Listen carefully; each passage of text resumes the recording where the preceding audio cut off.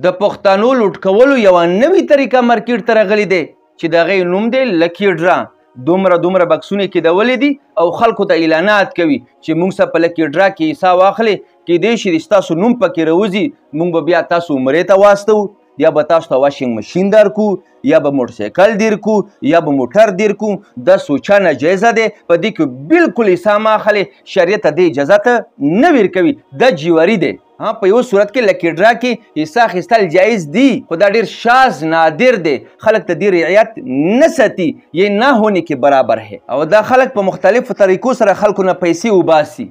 بعضې پکې وایي ما ته ایزي پیسې باندې 400-500 روپۍ راواستوه، هدیتن ماته وبخه، بیا کیدای شي د تا نوم په لکی ډرا کې راوخیږي قراندازي کې، بیا به موږ ته عمرې ته واستوو. او ته پیسې ورته واستوې او بیا د تا نوم قراندازي کې راوخیږي، ته بیا عمرې ته ځې، دا عمره د تا قبلیږي په پردیو پیسو باندې، استولې دي غونډې 300 یا 400 روپۍ دي، په 2-3 لک باندې عمره کېږي، نو دا عمره خو تا په پردیو پیسو باندې وکړه، په پردیو پیسو عمرې نه کېږي. که ته دا وایې چې ما هدیتن هغې ته استولي، ما بخلي دي، داسې څوک نه بخي، داسې هیله دی.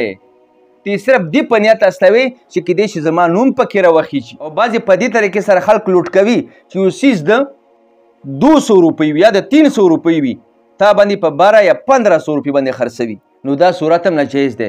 او اکثر چې ما لیدلي دغه شانته لکی ډرا کوي چې یو څیز به 200-300 روپۍ باندې وي او خلکو باندې به په ګران ریټ خرڅوي، نو دا هم ناجایز دی. نو دا دوه صورتونه بالکل ناجایز دي، په دې کې بالکل حصه مه اخلي. او هغه صورت چې هغه جایز دی، لکه د یو څیز قیمت 1000 دی او دکاندار یې تا ته په 1000 دیر کی، ګران یې ډېر نه کی، عام ریټ نه ګران نه وي چې بازار کې کم ریټ چلیږي، په هغې ریټ یې دیر کی، بیا د ستا نوم په لکی ډرا کې واچوي، بیا دا جایز دی.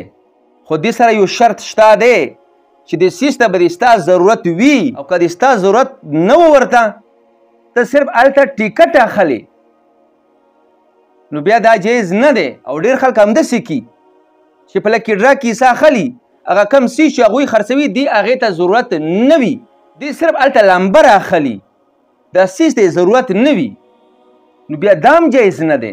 د ستا به سامان ته هم ضرورت وي په حقیقت کې، بیا ته هغه سامان واخلي او دکاندار هسې د ستا نوم په لکی ډرا کې واچوي، نو دا بیا دا صورت جایز ده، خو ډېر کم دی. دا